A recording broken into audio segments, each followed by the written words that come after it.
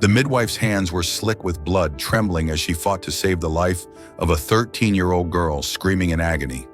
The child's small frame twisted on the straw-stuffed mattress, her body too young, too fragile to handle what it was being forced to do. The baby wasn't coming. The girl was dying, and everyone in that cold chamber at Pembroke Castle in the dead of winter, 1457, knew it. But no one said it out loud, because saying it would mean confronting a truth they didn't want to face. Margaret Beaufort should never have been pregnant. Not at 13, not with a body barely entering puberty, and yet there she was, bleeding, broken, fighting to bring a child into the world when she was barely out of childhood herself.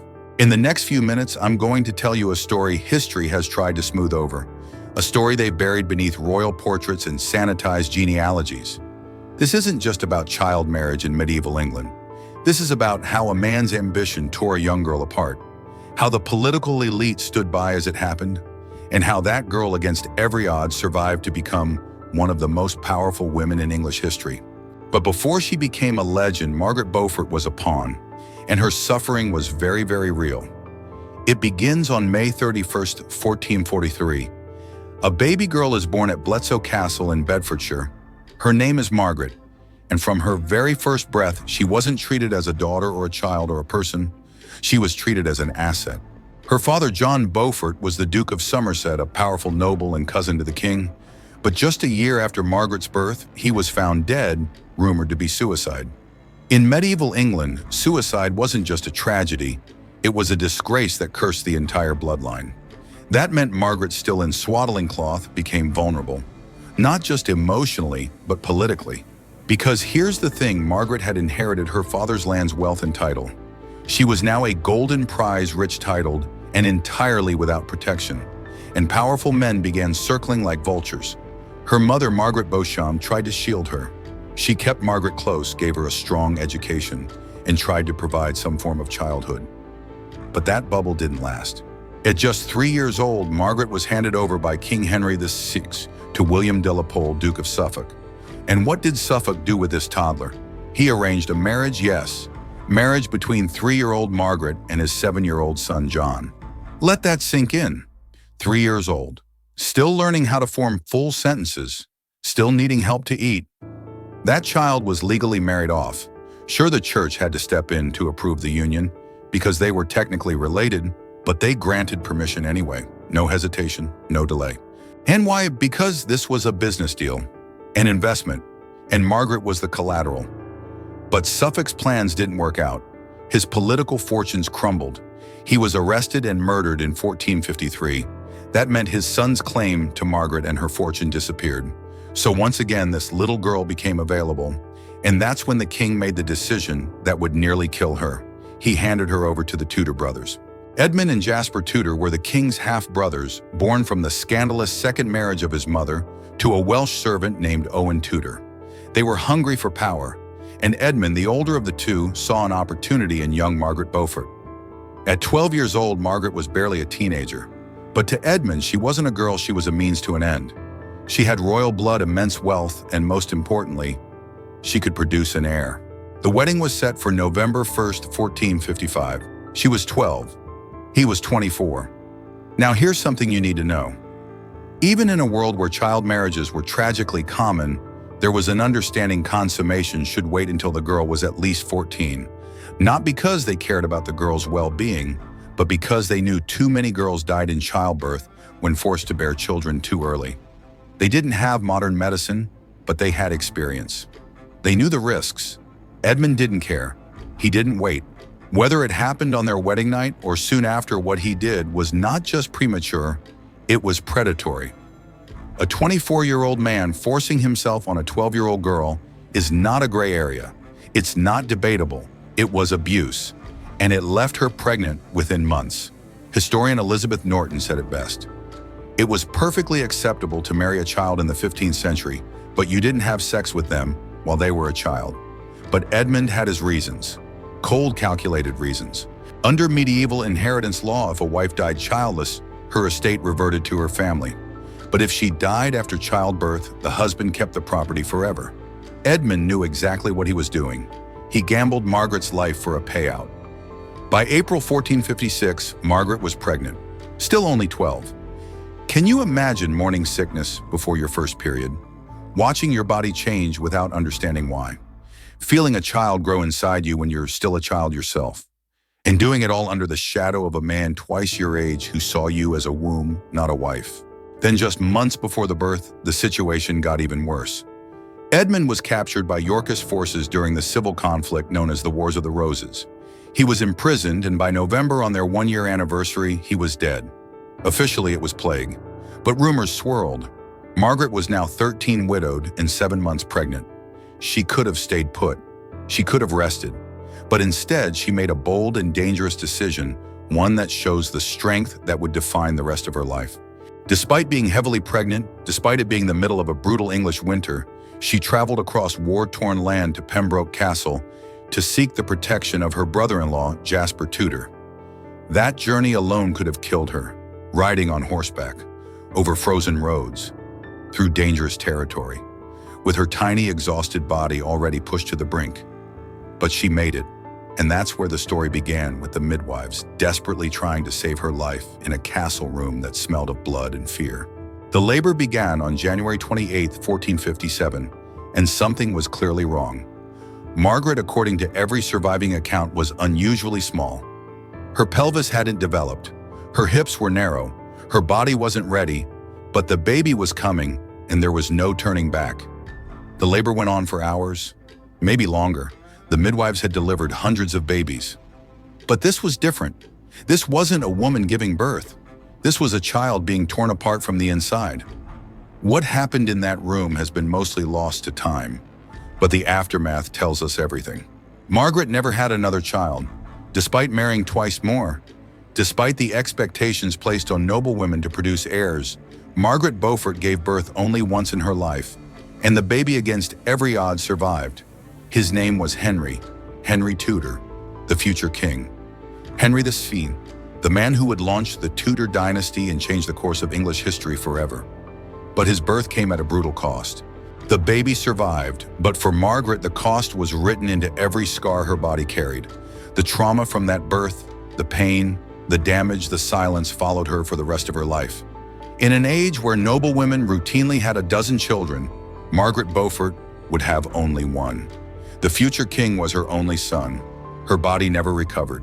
Years later, her confessor and close friend John Fisher would speak about that day in a sermon after her death. And what he said still sends chills. He called it a miracle that a child could be born of so little a personage. Even 50 years later, in a time where child marriage was common, people still remembered how horrifying her labor had been. Fisher didn't describe her as a woman. He described her as a little person, because that's what she was, a girl whose body had been permanently destroyed to give England a king. And if we stop there, if we only tell the story of her survival, we miss the deeper tragedy.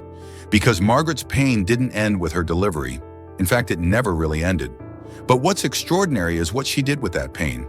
Because out of that trauma, she built power. Out of her suffering, she built a legacy. Historians have long noted that Margaret's relationship with her son Henry bordered on obsessive. She micromanaged his education, arranged his protection during times of war, and fiercely guarded his claim to the throne. Some have dismissed her as controlling, but when you see what she endured to bring him into the world, when you understand that she nearly died giving him life, it becomes clear she wasn't just his mother.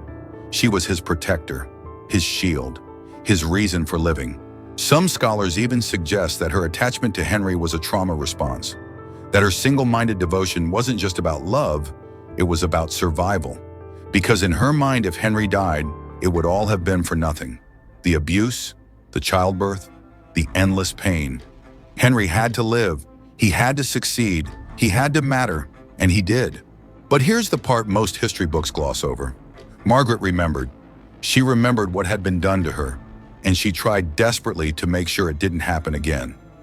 Decades later, her granddaughter, another Margaret Tudor, was betrothed to the King of Scotland. And just like before, she was only a child, barely into her teens. The marriage was a political alliance, just like her grandmother's had been, and the danger was the same. This time, Margaret Beaufort fought back. Together with her daughter-in-law Elizabeth of York, she begged her son King Henry VII not to rush the marriage, not to send young Margaret north too early, because they knew what might happen. They feared that the Scottish king wouldn't wait, that he would, like Edmund Tudor, take what he believed was his right, that he would injure the girl or worse.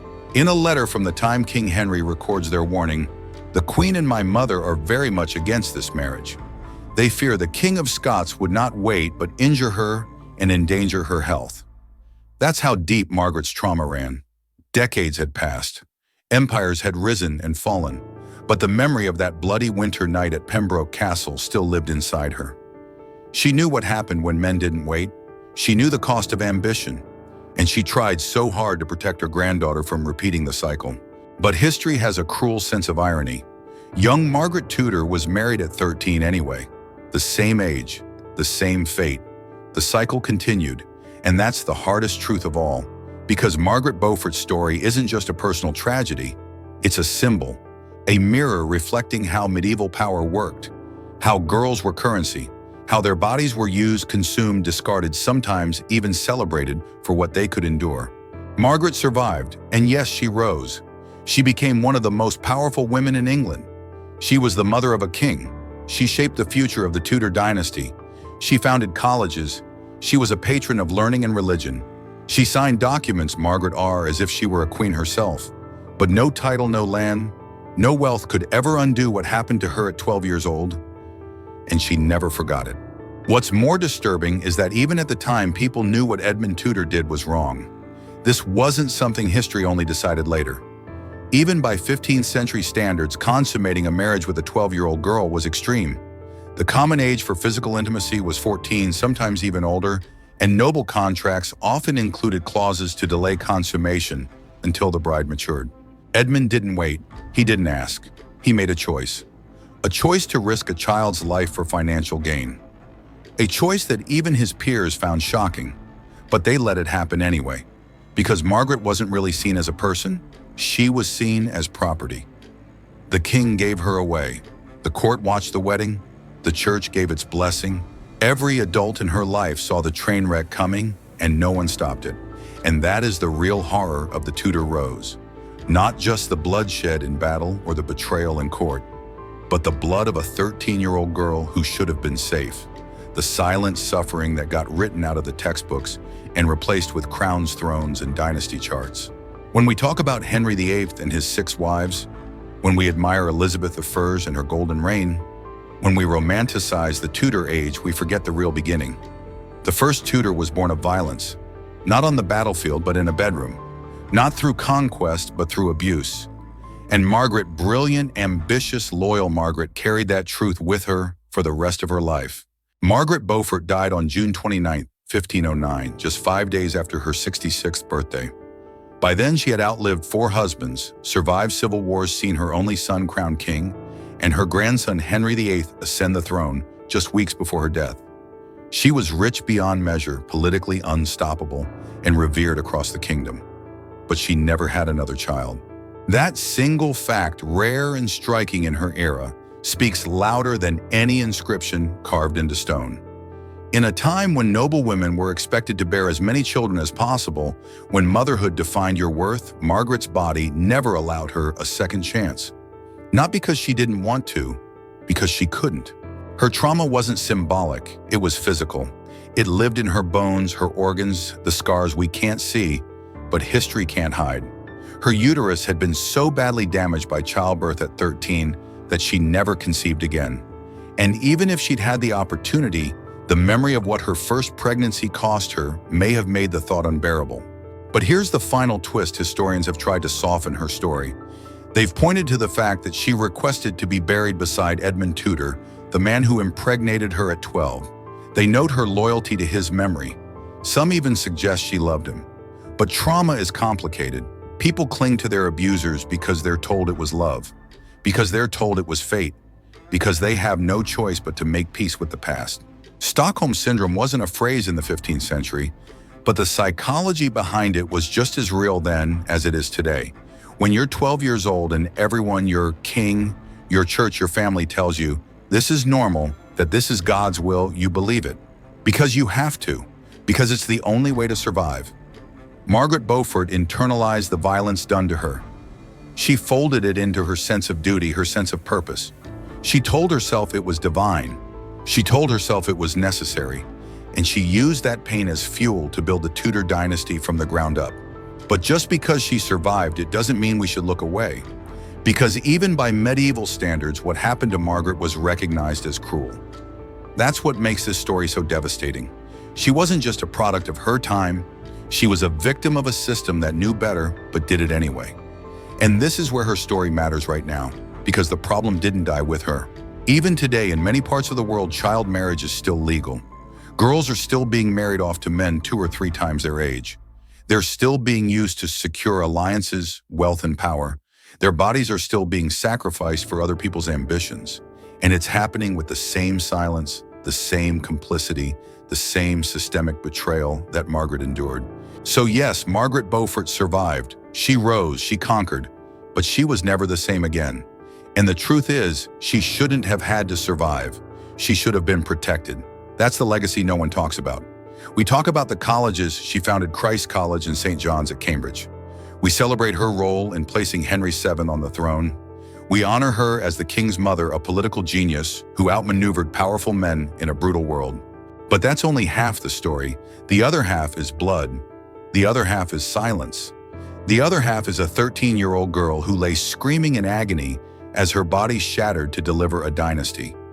Every time you see the Tudor rose carved into a gate or stitched into a royal tapestry, remember where it began. Not with Henry VII's military victory, not with royal marriages and alliances. It began with a 12-year-old girl who was never given a choice. She was told it was her duty. She was told it was God's plan. She was told it was love. But none of that makes it right. Every time you admire a portrait of Henry VIII, remember that his existence came at the cost of a child's health and innocence. Every time you read about the elegance and strength of Elizabeth, I remember that the foundation she stood on was built from the suffering of her grandmother. Margaret Beaufort wasn't just a mother. She was a martyr for a cause she didn't choose. She didn't just create the Tudor legacy, she paid for it with her body. And that's what we owe her, not just reverence, but truth. She deserves to be remembered in full, not just as the woman who wielded power behind the scenes, but as the girl who was brutalized to create a bloodline. The girl who screamed through a birth she never asked for. The girl whose body broke so a king could rise. Because until we stop romanticizing the dynasties and start reckoning with the real cost of power, we'll never learn. We'll keep repeating the same cruelty under different names. So remember her. Remember Margaret Beaufort, not just as a founder, a patron, or a political mastermind, but as a survivor, a girl forced into womanhood by a world that didn't care. She was 12 years old. Let that sink in. 12, and that alone should have been enough to protect her, but it wasn't. And because of that, the Tudor rose bloomed in blood.